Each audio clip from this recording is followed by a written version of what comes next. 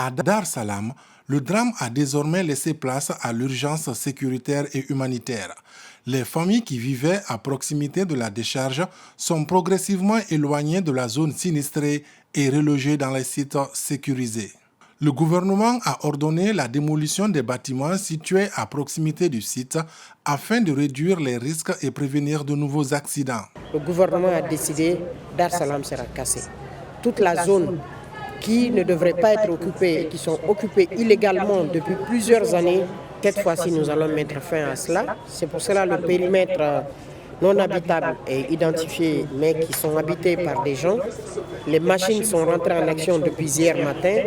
Sur le site de relogement, la prise en charge se veut également sanitaire. Le ministère de la Santé y a installé une salle de consultation pour assurer les premiers soins et répondre aux besoins médicaux des familles déplacées. Le bilan provisoire fait état de 34 décès qui sont tous aussi en train d'être aujourd'hui identifiés par les proches. Au niveau du site des sinistrés, nous avons érigé un poste médical avancé qui à ce jour a consulté plus de 80 personnes.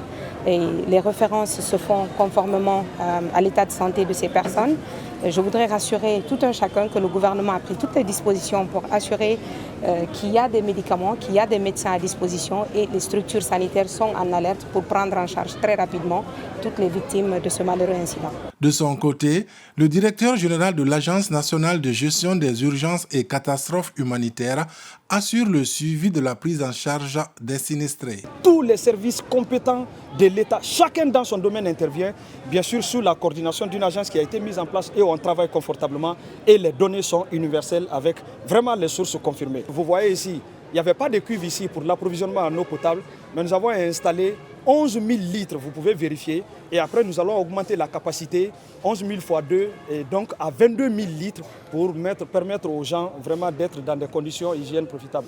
Et quant à la sécurité alimentaire, les rations alimentaires, les repas chauds, vous pouvez regarder. Au début, on a commencé avec 3 sacs de riz par jour, après 4 sacs de riz, et on tend maintenant vers 5 sacs de riz par jour.